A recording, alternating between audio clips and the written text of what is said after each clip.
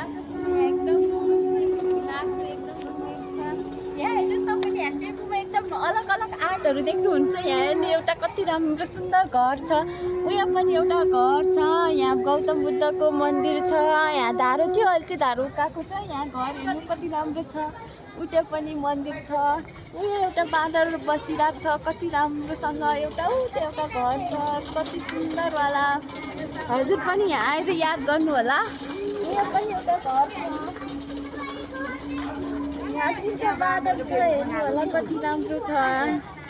यो चाहिँ मलाई थाहा भएन के जनावर हो। अनि यहाँ छ बुद्धको मन्दिर। गर्नु भएको छैन होला। उयो एउटा गाई छ, हेर्नु होला एकदम सुन्दर। ल गाईहरू भिजिट गर्न आउनु होला।